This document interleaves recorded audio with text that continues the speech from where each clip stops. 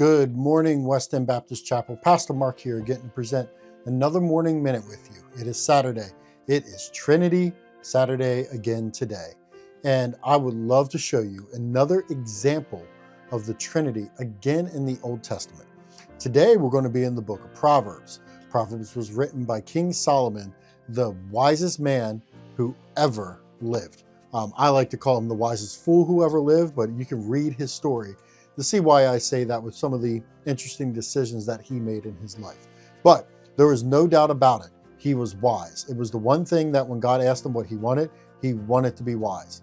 And so here we see that in Proverbs chapter 30, he's teaching about a man named Agur.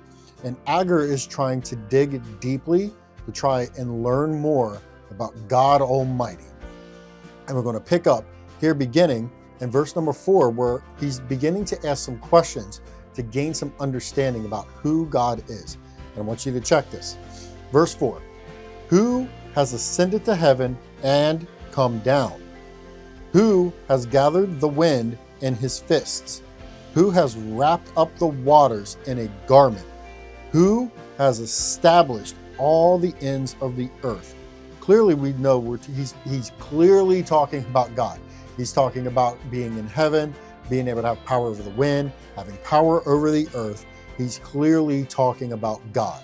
Now, I want you to watch what happens next, because he says, what is his name and what is his son's name? Surely you know. Remember, in Hebrew, the word name does not mean what we think of as name. Like people come up and they'll go, what is your name? My name is Pastor Mark. It defines who I am. The word in Hebrew is Shem or Shemeh. It does not necessarily mean what is your name like we understand it. It means what is your essence? What is your being? Who are you as far as who you are as a being? And so when it says, what is the name of God and what is his son's name?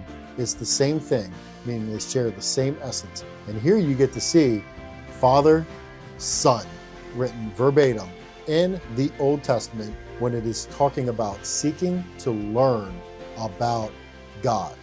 I hope by now I'm having a lot of fun with this morning minute. You can reach out in the comments and let me know if you're learning a lot about the Trinity, and seeing that it's very cool to see how often God as a Trinity is in the Old Testament. But I'm having a lot of fun pointing it out. I have much more Trinity in the Old Testament to show you, but this one is one of my favorites because we see Jesus called the Son of God all throughout the New Testament. He refers to himself as the Son of God, the Son of Man, consistently. But in the Old Testament, this is a cool example, one of the few times where we get to actually see him referenced as the Son in the Old Testament. And here is another example how God is one essence, three distinct persons. So I hope you guys enjoy your day. Please stay safe. We are getting a lot of snow. I hope that you stay safe, be smart with the shoveling, and mostly go enjoy it any way that you can. If you hate the snow, stay inside. It's a great opportunity to have a hot cup of coffee and some hot chocolate. If you love the snow, go outside and have a blast. But either way, I want you guys to enjoy your Saturday. Have a wonderful day. God bless.